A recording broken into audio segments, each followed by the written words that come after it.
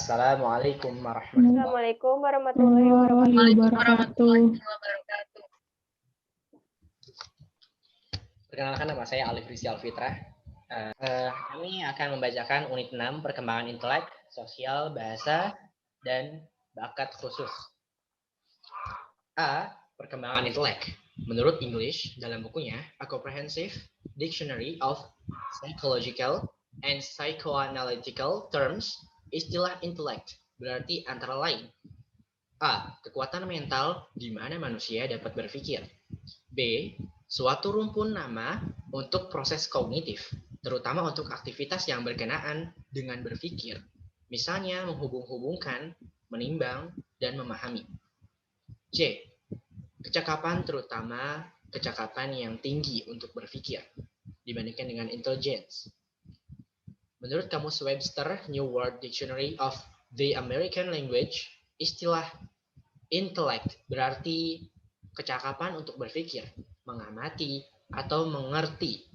Kecakapan untuk mengamati hubungan-hubungan, perbedaan-perbedaan, dan sebagainya.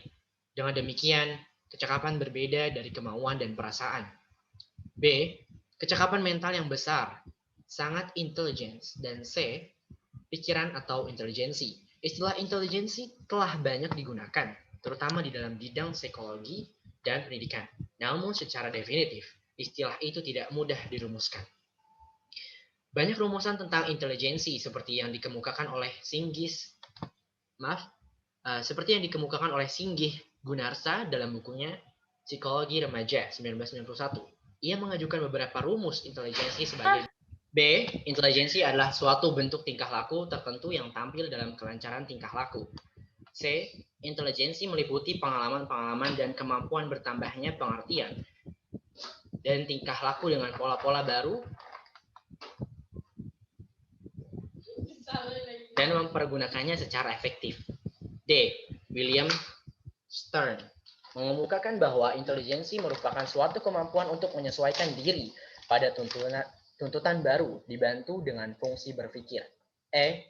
Binet berpendapat bahwa intelijensi merupakan kemampuan yang diperoleh melalui keturunan, kemampuan yang diwariskan dan dimiliki sejak lahir dan tidak terlalu banyak dipengaruhi oleh lingkungan.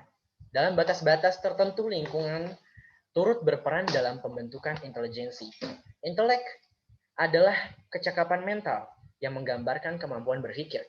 Banyak definisi tentang intelijensi, namun makna intelijensi dapat diartikan sebagai kemampuan seseorang dalam berpikir dan bertindak. Selanjutnya, berdasarkan nilai IQ atau kecerdasannya, anak dapat dikategorikan menjadi 6 kelompok, yaitu yang pertama, 70 ke bawah anak mengalami kelainan mental. Lalu yang kedua, 71 sampai 85 anak di bawah normal atau bodoh. Lalu yang ketiga, 86 sampai 115 anak yang normal. Yang keempat, 116 sampai 130 anak di atas normal atau pandai. Lalu yang kelima, 131 sampai 145 anak yang superior atau cerdas. Lalu yang keenam, 145 ke atas anak jenius atau istimewa. Menurut Alfred Binet, intelijensi merupakan kemampuan yang diperoleh melalui keturunan, kemampuan yang diwarisi dan dimiliki sejak lahir dan tidak terlalu banyak dipengaruhi oleh lingkungan. Perkembangan intelijensi dipengaruhi oleh beberapa faktor, antara lain pengalaman belajar, berbagai bentuk latihan, lingkungan, terutama lingkungan keluarga dan sekolah. Oleh karena itu, terdapat perbedaan kemampuan dan irama perkembangan intelijensi individu. Lalu, yang B, perkembangan sosial. Beberapa teori tentang perkembangan manusia telah mengungkapkan bahwa manusia tumbuh dan berkembang dari masa bayi ke masa dewasa melalui beberapa langkah dan jenjang. Kehidupan anak dalam menelusuri perkembangannya itu pada dasarnya merupakan kemampuan mereka berinteraksi dengan lingkungan. Pada proses integrasi dan interaksi ini, faktor intelektual dan emosional mengambil peranan penting. Proses tersebut merupakan proses sosialisasi yang mendudukkan anak-anak sebagai insan yang secara aktif melakukan proses sosialisasi. Lingkungan sosial memberikan banyak pengaruh terhadap pembentukan aspek kehidupan, terutama kehidupan sosial psikologis. Selanjutnya yaitu, menurut Piaget, interaksi sosial anak pada tahun pertama sangat terbatas, terutama hanya dengan ibunya. Perilaku sosial anak tersebut berpusat pada akunya atau egosentrik, dan hampir keseluruhan perilakunya berpusat pada dirinya. Bayi belum banyak memperhatikan lingkungannya.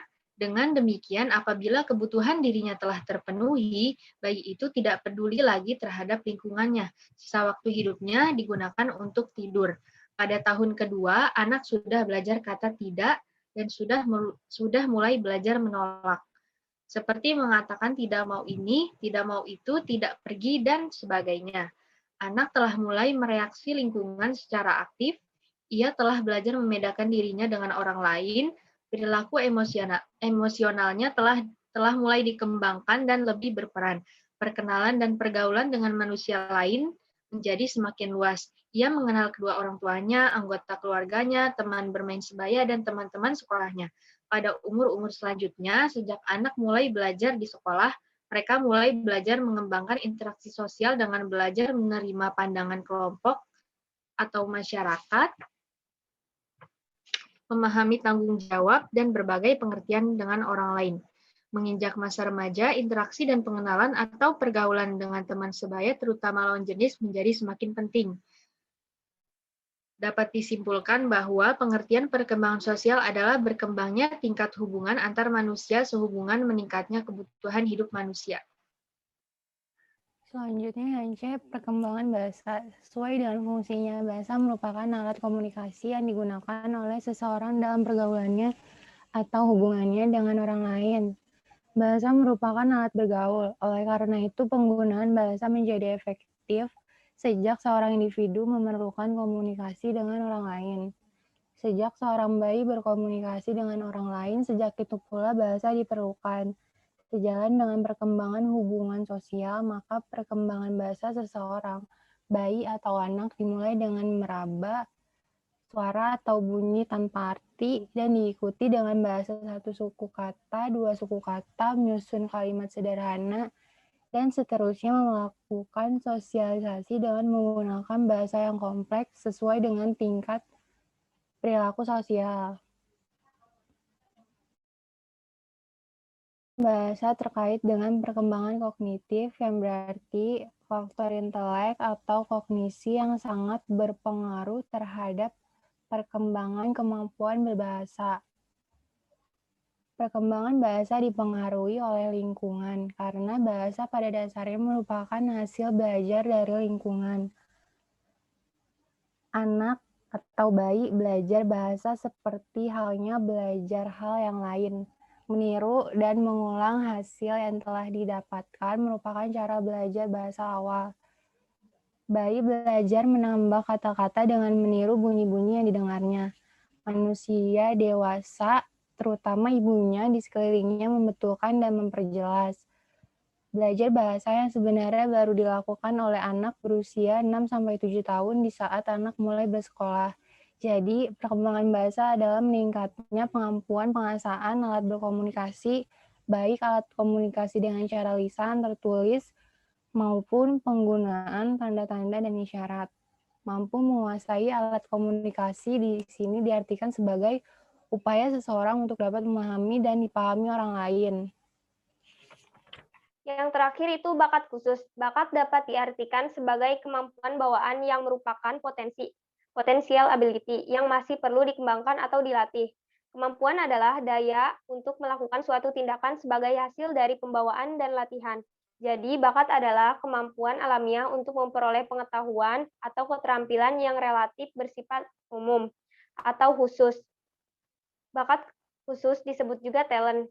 Menurut Koni Setiawan, pengertian bakat khusus atau talent di sini dimaksudkan seseorang yang mempunyai kemampuan bawaan untuk bidang tertentu, misalnya bakat menggambar, sebagaimana dikemukakan oleh Webster. Pemberian nama terhadap jenis-jenis bakat, misalnya biasanya dilakukan berdasarkan atas bidang apa bakat itu berfungsi, seperti bakat matematika, bakat bahasa, bakat olahraga, bakat seni, bakat musik, bakat guru, bakat dokter, dan sebagainya. Bakat memungkinkan seseorang untuk mencapai prestasi dalam bidang tertentu, akan tetapi diperlukan latihan, pengetahuan, pengalaman, dan dorongan atau motivasi agar bakat itu dapat terwujud. Berbagai tes bakat yang sudah ada misalnya FACT, Flanagan Aptitude Classification Test, yang disusun oleh Flanagan. DAT yaitu Differential Aptitude Test, yang disusun oleh Binet. MTest yaitu Mathematical and Technical Test yang disusun oleh Lunning Park. Masih sangat terbatas daerah berlakunya.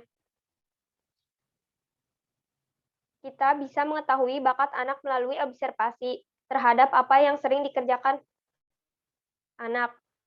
Sangat diharapkan dari orang tua untuk selalu memperhatikan ciri-ciri dan keadaan anak mereka. Sekolah dapat mengirim daftar ciri-ciri dan perilaku kepada orang tua dengan penjelasan bahwa sekolah perlu mengetahui sifat-sifat siswa agar dapat merencanakan pengalaman pendidikan yang sesuai baginya. Sebagai contoh orang tua diminta memberi keterangan tentang butir-butir berikut ini. Hobi dan minat-minat anak yang khusus, jenis buku yang disenangi, masalah dan kebutuhan khusus, prestasi unggul yang pernah dicapai, pengalaman-pengalaman khusus, kegiatan kelompok yang disenangi, kegiatan mandiri yang disenangi, sikap anak terhadap sekolah atau guru, cita-cita untuk masa depan. Bakat merupakan salah satu aspek yang perlu diperhatikan dalam membantu perkembangan seorang individu.